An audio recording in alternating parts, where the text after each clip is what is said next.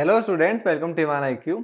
Last class में अपन matter in our surroundings pure पढ़ रहे थे और प्योर में अपन काफ़ी सब कुछ पढ़ लिया था कि मैटर्स कैसे क्लासीफाई होते थे। प्योर एक प्योर में एलिमेंट्स और कंपाउंड्स होते थे और इम्प्योर में मिक्सचर्स होते थे। मिक्सचर्स फिर दो टाइप्स के होते थे, होमोजीनियस और हेट्रोजीनियस। होमोजीनियस में कौन से होते थे? जो ट्रू सॉल्यूशन होते थे, और हेट्रोजीनियस में सस्पेंशन और कोलाइड होते थे। ठीक है, अपन सब कुछ काफ़ी अच्छे से पढ़ लिया।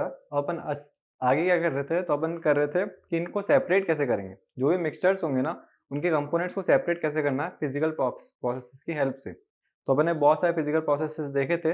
अपन आज वही कंटिन्यू करेंगे और जो डिफरेंट प्रोसेसेस हैं जो अपन ने छोड़ दिए थे वो स्टार्ट करेंगे। ठीक है, तो अपन अब क्या कर रहे हैं, जैसे अपन को ऐसे बोल दिया कि शुगर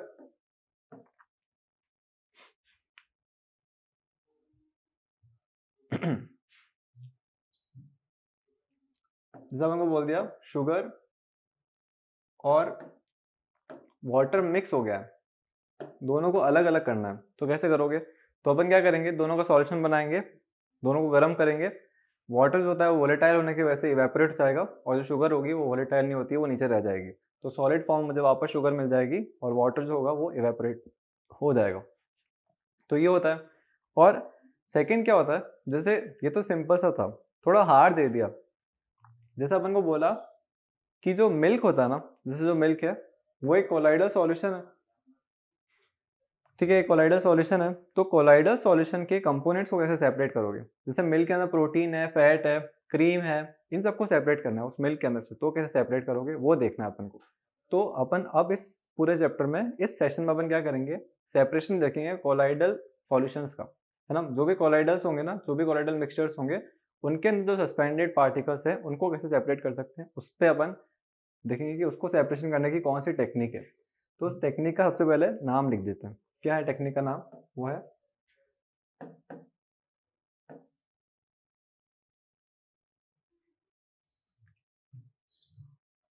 टेक्निक का नाम है सेंट्रीफ्यूगेशन।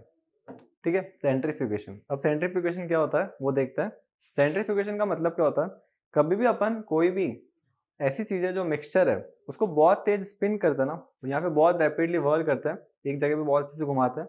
तो क्या होता है, जो हैवी पार्टिकल्स होते हैं उसके अंदर वो नीचे आ जाते हैं, जो लाइट पार्टिकल्स है वो ऊपर राइज कर देते हैं, है ना। जैसे मैंने ऐसे बोला कि ये एक सॉल्यूशन है, इसको मैंने ऐसे ग्राइंडर डाला और अच्छे से ग्राइंड कर दिया, बहुत ज़्यादा तेज ग्राइंड कर दिया।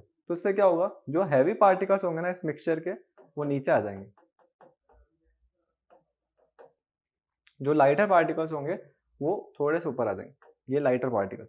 और लाइटर पार्टिकल्स होंगे वो सबसे ऊपर आ जाएंगे।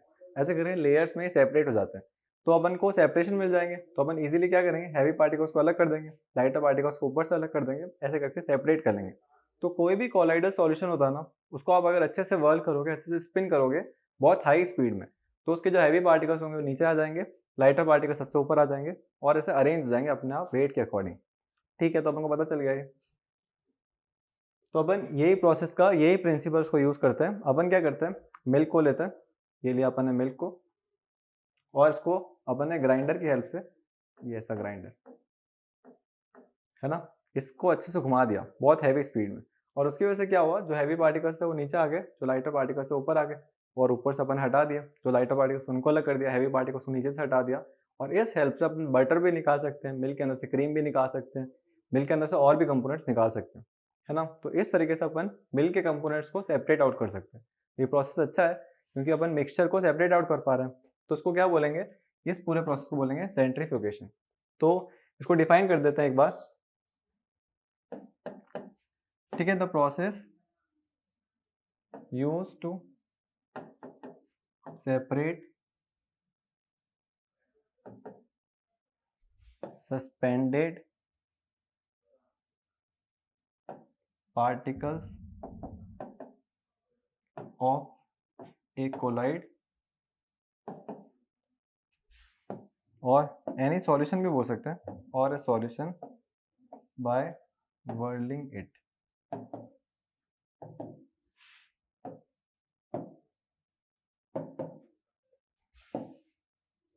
ठीक है, राइटिंग थोड़ी अच्छी नहीं है पर कोई नहीं, मैं रीड करके भी तो बताऊंगा। तो ये क्या बोल रहे हैं, the process use to separate suspended particles of a colloid और अ सॉल्यूशन बाय व्हर्लिंग और स्पिनिंग इट और बाय स्पिनिंग एक्शन, उसको अपन बोलते हैं सेंट्रीफ्यूगेशन। ठीक है, ऐसा प्रोसेस जिसमें अपन एक कोई भी सस्पेंडेड पार्टिकल्स के मिक्सचर या कंपोनेंट्स को सेपरेट कर देते हैं,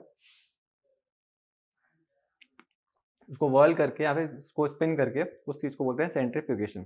तो ये तो आ गया सेंट्रीफ्यूगेशन का मेन डेफिनेशन। अब अपन आते हैं, सेंट्रीफ्यूगेशन की डेफिनेशन तो आ गई, सेंट्रीफ्यूगेशन का प्रिंसिपल क्या है, तो अपन प्रिंसिपल पढ़ रहे हैं। ठीक है, इसका प्रिंसिपल क्या है, तो प्रिंसिपल क्या है कि जो हैवी पार्टिकल्स होंगे वो अच्छे से स्पिन अगर करेंगे तो हैवी पार्टिकल्स नीचे आ जाते हैं वेट के अकॉर्डिंग, और जो लाइट पार्टिकल्स होते हैं ऊपर राइज कर लेते हैं। तो after heavy spinning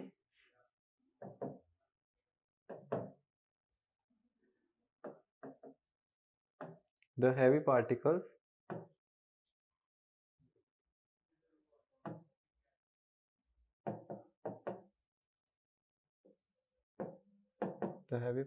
and lighter particles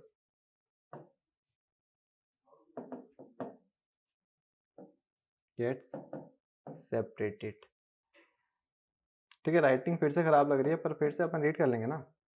ठीक है, क्या बोल रहे हैं, after heavy spinning the heavy particles and lighter particles get separated. ठीक है, ऐसा क्यों होता है, जो स्पिनिंग करने की वजह से क्या होता है, सारे पार्टिकल्स एकदम अलग अलग हो जाते हैं, जो ज़्यादा भारी होते हैं वो नीचे आ जाते हैं, जो लाइटर होते हैं वो ऊपर राइज कर लेते हैं। ठीक है, तो इसका प्रिंसिपल था सेंट्रीफ्यूगेशन का। तो सेंट्रीफ्यूगेशन की डेफिनेशन, सेंट्रीफ्यूगेशन के यूजेस और सेंट्रीफ्यूगेशन के पीछे का प्रिंसिपल, ये सब उनको पता होना चाहिए। अपन ब्लड सैंपलिंग होती है ना, कि ब्लड के अंदर कौन कौन से कंपोनेंट्स है, जैसे अपन के ब्लड के अंदर से, ब्लड भी एक कोलाइडल सॉल्यूशन ही है, उसके अंदर आरबीसी होते हैं, डब्ल्यूबीसी होते हैं, प्लेटलेट्स होते हैं, और किसी बच्चे ने अगर ब्लड टेस्ट करवाया होगा ना तो उसके फिक्स नंबर आ जाते हैं कि डब्ल्यूबीसी इतने हैं, प्लेटलेट्स इतने हैं, तो कैसे पता चलता होगा कि ब्लड के अंदर ये सब सस्पेंडेड पार्टिकल्स कितने कितने हैं, तो वो भी सेंट्रीफ्यूगेशन की हेल्प से ही आता है। क्या करता है, ये टेस्ट ट्यूब लेता है पहले टाइम में, अभी तो अच्छी सी टेक्नोलॉजीज आ गई है, टेस्ट ट्यूब को लेके अच्छे से रोटेट करवा देते हैं। ठीक है, और घुमाएंगे, स्पिनिंग होगी तो क्या होगा, सारे पार्टिकल्स ब्लड के सेपरेट आउट हो जाएंगे, और फिर डब्ल्यूबीसी आरबीसी सब अलग अलग हो जाएंगे वेट के अकॉर्डिंग, और फिर अपन मेजर कर लेंगे और फिर उसकी पूरी रिपोर्ट बना देते हैं। तो ब्लड रिपोर्टिंग में काफ़ी हेल्प करता है सेंट्रीफ्यूगेशन प्रोसेस, क्योंकि ब्लड जो है कोलाइडल सॉल्यूशन है। तो एक तो ये आया यूरिन टेस्टिंग होती है ना, यूरिन टेस्ट से भी काफ़ी डिजीज पता चल जाती है कि अपन की यूरिन के अंदर यूरिया कितना अमाउंट का आ रहा है, कितना अपन हार्मफुल सब्सटेंस को एक्सक्रीट कर रहे हैं और कितना अपन यूजफुल सब्सटेंस को एक्सक्रीट कर रहे हैं उसके अकॉर्डिंग। तो उसका भी सेंट्रीफ्यूगेशन होगा और उससे भी सस्पेंडेड पार्टिकल्स की हेल्प से अपन उसको डिसाइड कर लेंगे कि अपन की हेल्थ कैसी है ना। तो यूजेस लिख देते हैं, इसके यूजेस क्या क्या है सेंट्रीफ्यूगेशन वाले प्रोसेस के। तो फर्स्ट यूज क्या है, जो भी डेयरी प्रोडक्ट्स होते हैं, क्रीम वाला हो गया, बटर वाला हो गया, चीज़ हो गया, ये सब इस पर डिपेंड करें क्योंकि ये सब मिल्क के प्रोडक्ट्स हैं, तो डेयरी में काफ़ी ज़्यादा यूजफुल है। ठीक है, डेयरी तो अपन लोकल लैंग्वेज हो गई, इसको लिखते हैं milk industry.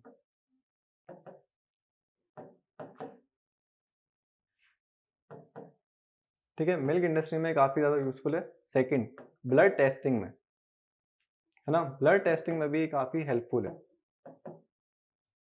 Third, urine testing में भी हेल्पफुल है।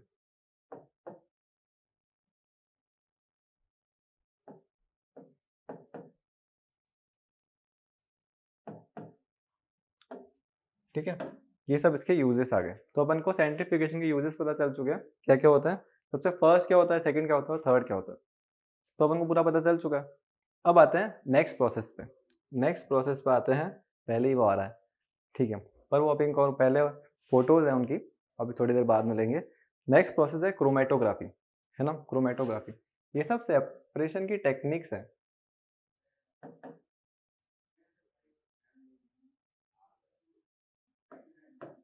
ठीक है, अब क्रोमेटोग्राफी किस में यूज होती है, तो क्रोमेटोग्राफी ऐसी चीज होती है, सबसे पहले इसके वर्ड का थोड़ा बहुत मीनिंग समझ लेते हैं। जैसे जो ग्रीक होता है ना, ग्रीक लैंग्वेज में जो क्रोमा वर्ड होता है, क्रोमा, उसका मतलब होता है कलर, है ना। तो एक तरीके से क्रोमेटोग्राफी कलर सेपरेशन की टेक्निक है। अब क्रोमेटोग्राफी अलग अलग होती है, पेपर बेस्ड होती है, टेस्ट ट्यूब बेस्ड होती है, ऐसे अलग अलग होती है, पर अपन क्या पढ़ने वाले हैं, अपन पढ़ने वाले पेपर बेस्ड, है ना, कलर को सेपरेट करेंगे उसमें।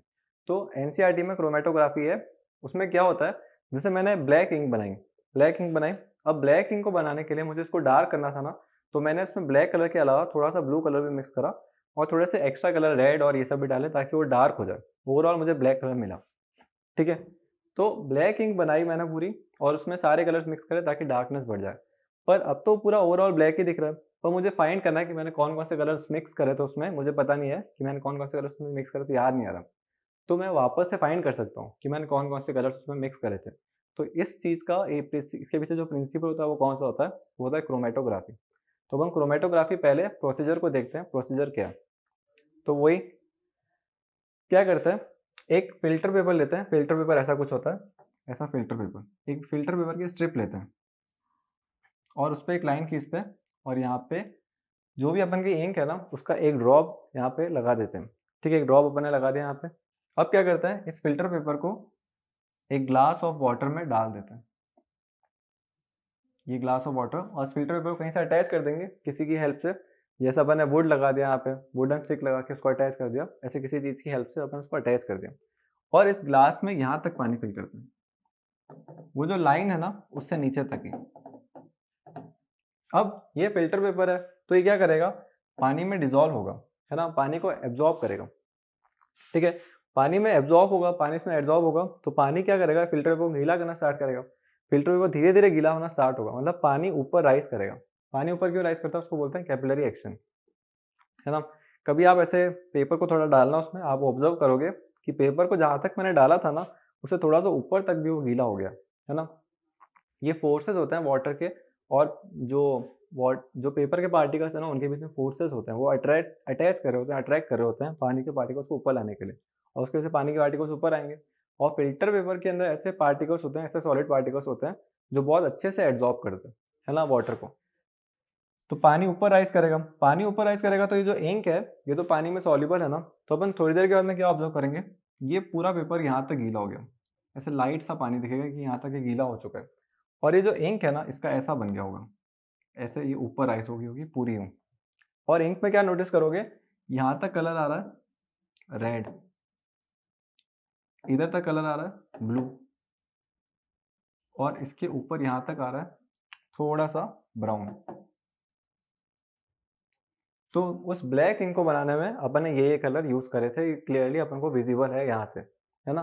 तो जो भी कलर मिक्स हुए हुए होते हैं, कलर कंपोनेंट्स अगर किसी लिक्विड में मिक्स हुए हुए हैं, तो उसको अपन सेपरेट करने के लिए क्रोमैटोग्राफी को बहुत अच्छे से यूज़ कर सकते हैं, है ना? सबसे पहले इसमें क्या है, इसमें बहुत कम चीज़ मिक्स होती है, बहुत कम चीज़ यूज़ होती है। जैसे मैंने ब्लड टेस्ट का बोला, तो मुझे हाफ टेस्ट ट्यूब का ब्लड चाहिए, इतना सारा ब्लड लॉस हो जाएगा मेरा और अगर मैं ब्लड टेस्ट इसकी हेल्प से करूँ कि इस प्लेटलेट्स और ये तो इसमें भी ऐसे हो जाएगी ना, तो बहुत कम मतलब मेरे को रिक्वायरमेंट होगी उस सॉल्यूशन की ताकि मैं उसको बहुत ईज़िली टेस्ट कर लूँगा। तो इसकी सबसे बड़ा एडवांटेज क्या है, बहुत कम सॉल्यूशन की रिक्वायरमेंट होती है चेकिंग के लिए, है ना? 1 ड्रॉप से भी कम का चाहिए और इसमें भी काफ़ी अच्छे से ये हो जाता है। अब इसके पीछे प्रिंसिपल देखते हैं, प्रिंसिपल क्या है क्रोमैटोग्राफी का। अपन ने सारे कंपोनेंट्स को सेपरेट तो कर दिया, ठीक है? तो इसके पीछे का प्रिंसिपल देखते हैं, प्रिंसिपल क्या है? तो प्रिंसिपल क्या कहता है कि जो ज़्यादा सॉल्युबल होगा ना वाटर में, वो ऊपर तक राइज़ करेगा। जो कम सॉल्युबल है, वो इधर तक में खत्म हो जाएगा। सॉल्युबल का मतलब क्या है? मैंने रेड इंक को मिक्स करा, बहुत अच्छे से मिक्स हुआ। ब्राउन इतना अच्छे से नहीं हुआ और ब्लू और कम अच्छे से मिक्स हुआ। तो ये कम-कम सॉल्युबल थे। तो जैसे रेड सबसे कम सॉल्युबल है, तो वो क्या हुआ? वो यहाँ तक ही मिक्स हुआ था, वो यहीं तक में रुक गया। ब्लू जो था थोड़ा ज़्यादा सॉल्युबल था, तो वो थोड़ा आगे तक गया और ब्राउन सबसे ज़्यादा सॉल्युबल था वाटर में, तो वो पानी को छोड़ना ही नहीं चाहता था, वो और ऊपर तक उसके साथ में जा रहा है। तो जो जितना ज़्यादा सॉल्युबल होगा, वो उतना ऊपर तक राइज़ करेगा, है ना? और जो जितना कम सॉल्युबल होगा, वो उतना धीरे राइज़ करेगा। तो ये इसके पीछे प्रिंसिपल था। तो अपन इसका प्रिंसिपल लिख सकते हैं, द मोर सॉल्युबल कंपोनेंट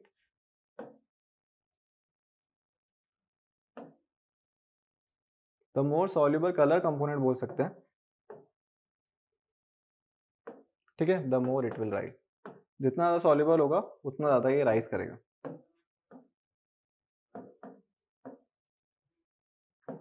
ठीक है, तो अपन को ये पूरा पता चल चुका है, क्रोमैटोग्राफी के पीछे का प्रिंसिपल। क्रोमैटोग्राफी का अब यूज़ क्या है? प्रिंसिपल तो पता चल गया कि प्रिंसिपल ये होता है, जो जितना ज़्यादा सॉल्युबल होगा उतना अच्छे से वो मिक्स होते हुए आगे तक चला जाएगा। अब इसके यूजेस देखते हैं, यूजेस क्या-क्या हैं? तो सबसे पहले यूजेस, जैसे जो एथलेटिक्स होते हैं ना, जो स्पोर्ट्स प्लेयर होते हैं, वो क्या करते हैं, अपना स्टैमिना बढ़ाने के लिए कुछ एक्स्ट्रा मतलब मेडिसिन लेते हैं, जिससे उनका स्टैमिना बढ़ जाता है और वो एक तरीके से ड्रग में आता है। ड्रग्स ले लिया उन्होंने तभी उनकी मतलब नेचुरल उनकी वो नहीं रही फिटनेस उन्होंने वो लेके उसके बाद में वो स्पोर्ट्स विन करी। तो उसको डोप टेस्ट के अंदर फिर बाहर कर लेते हैं कि आप ये सब स्पोर्ट्स में आपने जो भी जीता है वो आपसे छीन लिया जाएगा क्योंकि आपने चीटिंग करी है। ठीक है, चीटिंग हुई एक तरीके से। तो एक डोप टेस्ट होता है, डोप टेस्ट मतलब ड्रग टेस्ट एक तरीके से, उसमें ये बहुत ज़्यादा यूज़ आता है। क्या करते हैं, एक ब्लड की ड्रॉप लेते हैं और उसको उस पे डाल देते हैं फिल्टर पेपर पे। अगर ड्रग्स ली होती है उसने तो क्या होती है, ड्रग्स ऊपर राइज हो जाती है, व्हाइट कलर के पार्टिकल्स आ जाएंगे, समझ जाएंगे वो कि हाँ इसमें ड्रग्स ली हुई थी। तो यूजेस में सबसे फर्स्ट क्या आता है, ड्रग टेस्ट। ड्रग टेस्ट में बहुत ज़्यादा हेल्पफुल होता है। फिर कलर कंपोनेंट्स को सेपरेट करने के लिए डाई इंडस्ट्री में बहुत ज़्यादा यूजफुल होता है। ठीक है, टेस्टिंग में। थर्ड, यूरिन सैम्पलिंग में फिर से यूजफुल है। तो ये इसके मेन टेस्ट होते हैं, drug test, colour component testing में और यूरिन टेस्टिंग में भी इसको अच्छे से अपन यूज़ करते हैं। तो ये पूरा हो गया अपन का क्रोमेटोग्राफी का, अच्छे से पूरे सारे यूजेस हो गए। क्रोमेटोग्राफी के कलर कंपोनेंट्स के जितने भी सेपरेशन होंगे सब में अपन क्रोमेटोग्राफी का यूज़ करेंगे। बस अपन को थोड़ा बहुत वर्ड पता होना चाहिए। क्रोमा का मतलब कलर होता है ग्रीक में। क्रोमेटोग्राफी एक ऐसी सेपरेशन टेक्निक है जिसमें अपन पार्टिकल्स जो डिजॉल्व होते हैं उनको अलग कर देते हैं उस सॉल्यूशन के अंदर से, है ना, और फाइंड कर लेते हैं कौन कौन से पार्टिकल्स में डिजॉल्व थे। ठीक है, अब अपन आगे आते हैं अपनी नई टेक्नोलॉजी पे, नए मेथड पे। उसका नाम है डिस्टिलेशन, है ना, डिस्टिलेशन।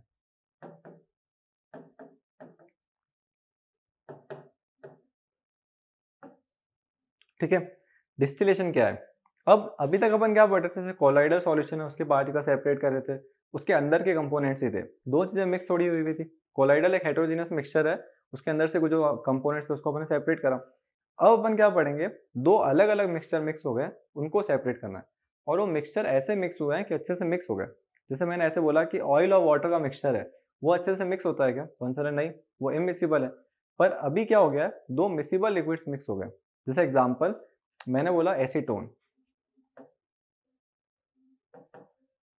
ठीक है, ये पानी के अंदर मिक्स करा और अच्छे से मिक्स हो गया, दोनों ही मिसिबल लिक्विड्स हैं, आपस में अच्छे से मिक्स हो गए। तो अब इनको कैसे सेपरेट करेंगे, इन दोनों को कैसे सेपरेट करेंगे, वो प्रोसेस पढ़ा अपन ने डिस्टिलेशन वाले प्रोसेस में। डिस्टिलेशन में क्या करा, इन दोनों का जो मिक्सचर था उसको गर्म करा। दोनों के बॉइलिंग पॉइंट में डिफरेंस था। बॉइलिंग पॉइंट का मतलब क्या होता है, ऐसा पॉइंट, ऐसा टेम्परेचर जहाँ पे लिक्विड स्टेट गैसियस स्टेट में चेंज होना स्टार्ट हो जाएगी। तो एसीटोन जो था वो क्या हुआ, गैसियस स्टेट में चेंज होना स्टार्ट हो गया एक पर्टिकुलर टेम्परेचर पे, और वाटर भी होगा। पर एसीटोन जो था वो बहुत जल्दी स्टार्ट हो जाता है। मतलब जैसे एसीटोन का टेम्परेचर कितना है, 56 डिग्री सेल्सियस, इतने पे ही वो बॉयल होना स्टार्ट हो गया। और जो वाटर था वो तो 100 डिग्री सेल्सियस पे होगा ना, तो वाटर तो बाद में होगा। तो जैसे मैंने बोला कि मैंने बीकर को 60 डिग्री पे गर्म करा, तो ऊपर वेपर्स किसके निकलेंगे, तो वेपर्स, सिंपल सी बात है, वाटर तो 100 डिग्री पे बॉयल होगा, तो वेपर्स किसके निकल गए होंगे, एसीटोन के, क्योंकि एसीटोन 56 डिग्री के बाद में बॉयल होना स्टार्ट हो जाएगा, तो उसके वेपर्स अलग हो जाएंगे, वाटर तो नीचे ही पड़ा होगा, और वेपर्स को अपन अलग जगह पे कंडेंस करवा के लिक्विड स्टेट में कर लेंगे, यहाँ पे आ जाएगा एसीटोन और यहाँ पे आ जाएगा वाटर। तो ये एक इसके पीछे प्रिंसिपल था कि बॉइलिंग पॉइंट में डिफरेंस होगा ना, उस बॉइलिंग पॉइंट का यूज करके दोनों को सेपरेट कर देंगे। तो ये था डिस्टिलेशन। अब डिस्टिलेशन का पूरा वो देखते हैं कैसे वर्क करता होगा। तो ये है अपन का उसका स्ट्रक्चर, इसका पूरा कैसा ये पूरा सेटअप है। ठीक है, इसको थोड़ा छोटा कर दें, थोड़ा सा छोटा कर देते हैं। ठीक है, यहाँ से एक बार देख लो, ये क्या है, ये मिक्सचर है किसका, वाटर और एसीटोन का। तो इसको एक बार लिख देते हैं, ये है H2O प्लस एसीटोन, ये अपन का मिक्सचर है। ये क्या है, ये टेम्परेचर मेजरिंग डिवाइस है, थर्मामीटर बोल देते हैं इसको।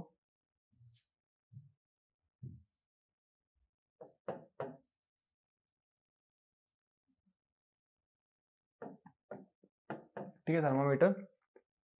ये क्या है, ये बहुत इंपॉर्टेंट चीज़ है ना, ये जो चीज़ है ना, ये आपको भी पता चलेगी, ये बहुत इंपॉर्टेंट चीज़ है, इसको बोलते हैं वाटर जैकेट।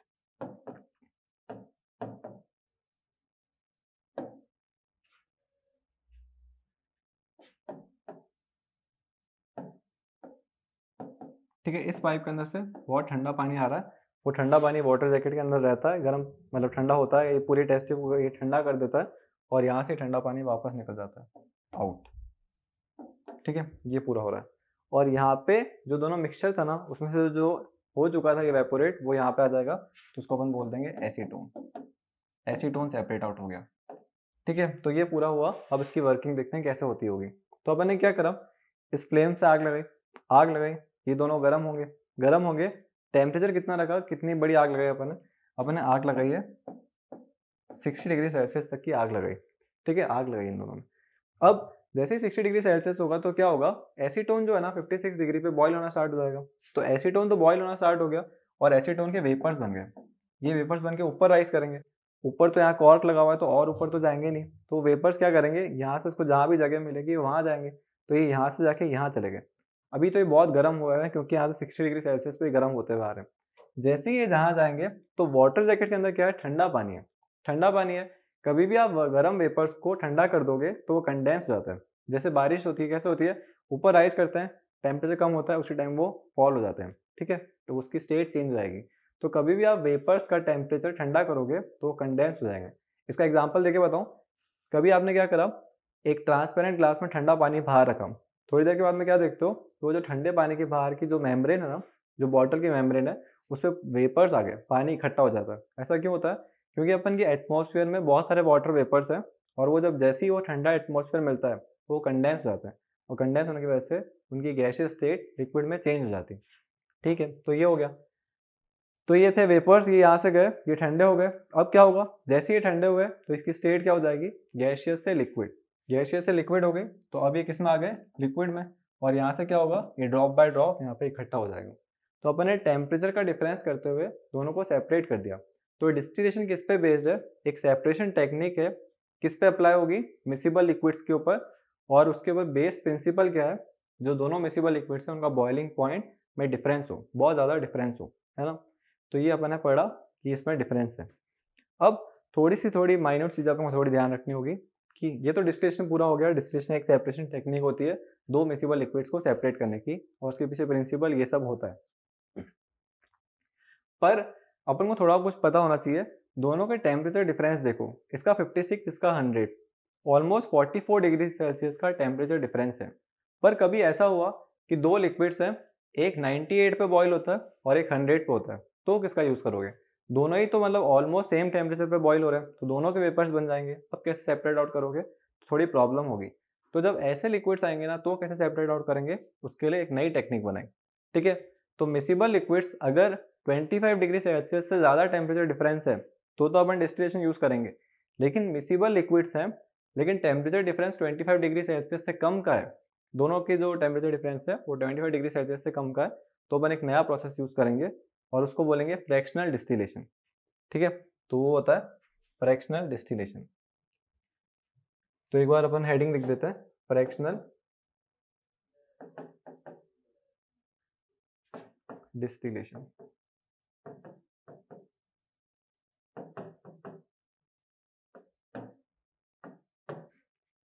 ठीक है, अब फ्रैक्शनल डिस्टिलेशन क्या होता है, इसके ऊपर कैसे वर्किंग होती होगी और ये सब क्या क्या होता होगा। तो फ्रैक्शनल डिस्टिलेशन जो होता है वो ऑलमोस्ट डिस्टिलेशन जैसा ही है, बस उसके इसमें डिफरेंस क्या आ जाएगा, उसमें एक एक्स्ट्रा कॉलम आ जाएगा, फ्रैक्शनेटिंग कॉलम। जिससे इसका एक बार डायग्राम देख लेते हैं अपन। देखो, ये पूरा फ्रैक्शनल डिस्टिलेशन है, सेम डायग्राम है, सब कुछ वैसा कि वैसा है, बस डिफरेंस क्या है, ये चीज़ का फ्रैक्शनेटिंग कॉलम आ गया, फ्रैक्शनेटिंग कॉलम आ गया, बाकी सब कुछ वैसा कि वैसा ही है। अब मान लो कि अपन ने यहाँ पे एक मिक्सचर दिया हुआ है, वापस से दो चीज़ें मिक्स हो गई है, एक है अपन का H2O और एक है एल्कोहल, ये दोनों मिक्स हो गए। ठीक है, दोनों मिक्सिबल है, दोनों अच्छे से मिक्स हो गए, दोनों का जो टेम्परेचर है वो ऑलमोस्ट सेम है, दोनों एक ही टेम्परेचर पे बॉयल होंगे, मतलब इसका 78 है और इसका अपन का है वही 100। अब ये दोनों एक ही टेम्परेचर पे बॉयल होंगे तो क्या होगा, मतलब जैसे ऐसा है ना कि 78 के आसपास अगर पहुंच गए तो अपन 100 के आसपास पहुंच गए, मतलब दोनों के वेपर्स एक साथ निकलने वाले, तो ये दोनों के वेपर्स एक साथ ऊपर निकलने वाले। पर फ्रैक्शनेटिंग कॉलम क्या होता है, वो अलग अलग टेम्परेचर पे सेट होता है, 79, यहाँ पे 78, 80 से स्टार्ट करता है, 80 डिग्री सेल्सियस, यहाँ पे 79 और 78 डिग्री सेल्सियस। तो यहाँ से वेपर्स बनना स्टार्ट हुए, ये 80 डिग्री सेल्सियस है, तो जिसका बॉइलिंग पॉइंट 80 डिग्री सेल्सियस होगा ना, वो यहाँ पे आते ही क्या होगा, लिक्विड स्टेट में चला जाएगा, है ना, यहाँ से वो सेपरेट आउट हो जाएगा। ऐसा पेट्रोलियम में होता है, पर यहाँ पे अपन एज्यूम कर रहे हैं। फिर 79 वाला जो होगा वो लिक्विड स्टेट में आ जाएगा, फिर जिसका बॉइलिंग पॉइंट 78 है वो लिक्विड स्टेट में आ जाएगा। ऐसे अलग अलग टेम्परेचर के हिसाब से सेट है। पर यहाँ पे क्या है, 78 पे तो इसका मतलब एल्कोहल का बॉइलिंग पॉइंट है, मतलब अभी तक वो किस फॉर्म में होगा, वेपर फॉर्म में, क्योंकि यहाँ तो अपन ने 100 डिग्री सेल्सियस का कर दिया, तो 100 डिग्री सेल्सियस पे दोनों के वेपर्स निकले, 100 डिग्री सेल्सियस यहाँ पे पहुंचे तो 80 डिग्री सेल्सियस हो गया। जैसे ही 80 डिग्री सेल्सियस हुआ तो वाटर का बॉइलिंग पॉइंट तो 100 के ऊपर है ना, तो 80 डिग्री पे तो वापस से कंडेंस हो जाएगा, वो लिक्विड स्टेट में आ गया, और ऊपर गया और लिक्विड स्टेट में आ गया, तो वाटर तो नीचे वापस आ जाएगा लिक्विड स्टेट में। लेकिन जो अपन का एल्कोहल है ना, वो तो ऊपर राइज करता रहेगा, क्योंकि वो तो अभी वेपर की फॉर्म में है 78, तो यहाँ तक आने के बाद में वो वेपर की फॉर्म में निकला एल्कोहल, और यहाँ से जब यहाँ जाएगा अब इसका टेम्परेचर 78 से कम करवा देंगे ताकि कंडेंस हो जाए, और फिर यहाँ पे इजीली अपन को एल्कोहल अलग से मिल जाएगा, है ना। तो ये अपन का एल्कोहल मिल गया। तो ये पूरा कॉन्सेप्ट था फ्रैक्शनल डिस्टिलेशन का। फ्रैक्शनेटिंग कॉलम जो होता है ना, वो अलग अलग टेम्परेचर पे एग्जिस्ट कर सकता है। अपन अलग अलग टेम्परेचर अपन की सुटेबिलिटी के अकॉर्डिंग बनाएंगे। दोनों को 100 डिग्री पे गर्म करा, दोनों ही बॉयल हुए, लेकिन जैसे ही ऊपर गया तो 80 डिग्री सेल्सियस था। टेम्परेचर कम होने की वजह से बॉइलिंग पॉइंट रिड्यूस हो चुका था वाटर का, तो वाटर का 100 से नीचे आ गया, तो उसका मतलब कौन सी स्टेट हो गई, लिक्विड, तो वो लिक्विड में हो गया। थोड़ा बहुत वाटर अगर ऊपर राइज हो गया तो और लिक्विड में हो गया, और अगर ऊपर राइज हो गया तो और लिक्विड में हो गया। अलग अलग टेम्परेचर के जोन्स बनाए हुए थे। पर जो एल्कोहल था वो तो 78 डिग्री तक में वेपर फॉर्म में ही रहेगा, तो ये तब तक यहाँ पे वेपर फॉर्म में था, ये ऊपर आ गया, फिर इसको यहाँ पे कंडेंस करवा के अलग करवा दिया। तो इस तरीके से फ्रैक्शनेटिंग कॉलम का यूज़ करके अपन कम टेम्परेचर डिफरेंस है बॉइलिंग पॉइंट में, तो भी अपन उसको सेपरेट करवा सकते हैं, है ना। तो ये पूरा फ्रैक्शनेटिंग, जो फ्रैक्शनेटिंग कॉलम वाला था, फ्रैक्शनल डिस्टिलेशन था, वो था। तो मेन डिफरेंस क्या हो गया डिस्टिलेशन और फ्रैक्शनल डिस्टिलेशन में, तो वो यही है कि फ्रैक्शनल डिस्टिलेशन में अपन दो मिसिबल लिक्विड्स को सेपरेट करवा सकते हैं अगर टेम्परेचर डिफरेंस 25 डिग्री सेल्सियस से कम है, और डिस्टिलेशन में दो मिसिबल लिक्विड्स को सेपरेट करवाएंगे टेम्परेचर डिफरेंस 25 डिग्री सेल्सियस से ज़्यादा होना चाहिए, ठीक है। तो ये अपन को पूरा आ चुका है, पूरा अच्छे से समझ आ गया होगा। और ये जो फ्रैक्शनल डिस्टिलेशन है ना, इसके बहुत से यूजेस हैं। कैसे यूजेस, पेट्रोल जब अपन की अर्थ के अंदर से निकलता है ना, तो उसके अंदर बहुत सारे कंपोनेंट्स एक साथ होते हैं, डीजल हो गया, केरोसिन हो गया, वैक्स हो गई, इन सबको अलग करना पड़ता है। तो वो सब फ्रैक्शनल डिस्टिलेशन प्रोसेस है उसकी हेल्प से होता है। और वैसे ही जैसे अभी अपन के यहाँ पे बहुत ज़्यादा कोविड चल रहा था, कोरोना का जब चल रहा था, तो ऑक्सीजन की बहुत कमी आ रही थी, तो वो भी एटमॉस्फेयर में बहुत सारे ऑक्सीजन है, पर वो प्योर ऑक्सीजन नहीं है, उसमें और भी तो केसेस हैं। तो प्योर ऑक्सीजन कैसे निकालेंगे, वो भी फ्रैक्शनेटिंग डिस्टिलेशन की हेल्प से ही निकलती है। तो ये काफ़ी सारे यूजेस होते हैं। ये अपन कल वाटर ट्रीटमेंट और फ्रैक्शनेटिंग डिस्टिलेशन ऑफ एयर देखेंगे। अभी के लिए बहुत है, और काफ़ी सेपरेशन टेक्निक्स अपन ने कंप्लीट कर दिए, चैप्टर के लास्ट में पहुंच चुके हैं, तो कल लास्ट में ख़त्म कर देंगे। चलो थैंक यू अभी के लिए, और होप करता हूँ सेशन अच्छा लगा होगा। सेशन अच्छा नहीं लगा तो प्लीज़ बताइए कि अच्छा नहीं लग रहा, तो हम वर्क करेंगे उस चीज़ पे।